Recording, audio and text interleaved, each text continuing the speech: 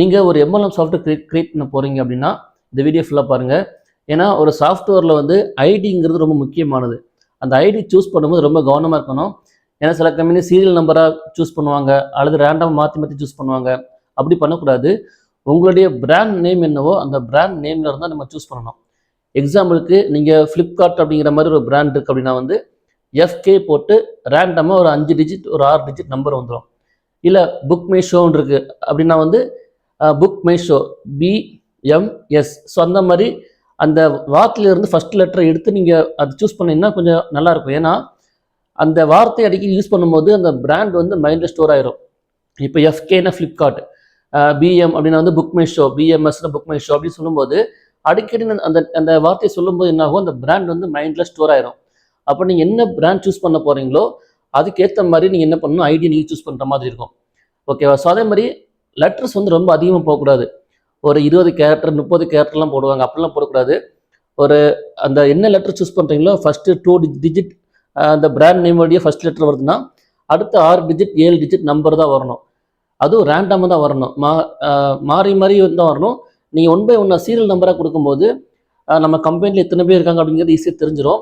So அதனால் வந்து நீங்கள் அது தெரியலனாலும் ஒன்றும் பிரச்சனை இல்லை. ஓகேவா? அந்த தெரியக்கூடாதுன்னு நினச்சா நீங்கள் என்ன பண்ணணும், ரேண்டமாக சூஸ் பண்ணணும்.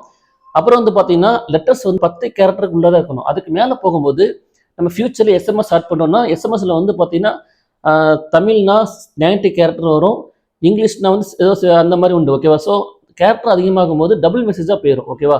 அதனால நீங்கள் வந்து அதிகமான லெட்டர் இல்லாமல் ஒரு ரேண்டமாக ஒரு 10 டிஜிட்டுக்குள்ளே தான் சூஸ் பண்ணுற மாதிரி இருக்கும். ஃபஸ்ட்டு 2 கேரக்டர் வந்து பார்த்தீங்கன்னா இங்கிலீஷில் கொஞ்சம் என்ன பிராண்ட் அது, அப்புறம் ஒரு 4 டிஜிட் 5 டிஜிட் நீங்கள் ரேண்டமாக போட்டிங்கன்னா அது பார்த்தீங்கன்னா ஈஸியாக மைண்டில் ஸ்டோர் ஆகும்.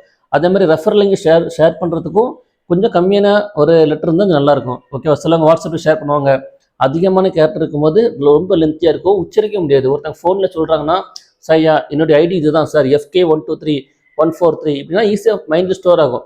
ஒரு 20 டிஜிட் 30 டிஜிட் வச்சிங்க அப்படின்னா வந்து அது ஸ்டோர் ஆகாது. ஏன் சொல்கிறேன்னா வந்து நம்மகிட்ட ஒரு சாஃப்ட்வேர் பண்ணாங்க, அவங்க வந்து பார்த்தீங்கன்னா கிட்டத்தட்ட மொபைல் நம்பர் அப்புறம் அவங்க டேட்டா பற்றி ரொம்ப லென்த்தாக கொடுத்துருந்தாங்க. ஸோ அது வந்து பார்த்தீங்கன்னா கண்டிப்பாக அது மைண்டில் அவ்வளோ நிற்காது. ஓகேவா?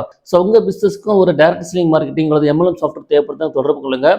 உங்களுடைய அஃபோர்டபுள் ப்ரைஸில் என்ன பிளானோ அந்த பிளானுக்கு ஏற்ற மாதிரி அதே மாதிரி இப்போ வந்து ஃபுல்லி கஸ்டமைஸ்டு பண்ணி கொடுக்க தயாராக இருக்கும். அதே மாதிரி இப்போ லோ பட்ஜெட்டில் பண்ணிட்டு ஃபியூச்சரில் பெருசாக பண்ணால் கூட நீங்கள் என்ன பண்ணிக்கலாம், அதை எக்ஸ்டெண்ட் பண்ணிக்கலாம். மொபைல் அப்ளிகேஷன் பண்ணி கொடுக்க நாங்கள் தயாராக இருக்கோம். உங்களுக்கு தேவை அப்படின்னா வந்து டிஸ்கிரிப்ஷன் மொபைல் நம்பர் இருக்குது. மேலும் இந்த வீடியோ பிடிச்சி லைக் பண்ணிக்கோங்க. இது போன்ற வீடியோக்கு நம்ம பேஜை ஃபாலோ பண்ணிக்கோங்க. நம்மளுடைய யூடியூப் சேனலையும் சப்ஸ்கிரைப் பண்ணிக்கோங்க. தேங்க்யூ.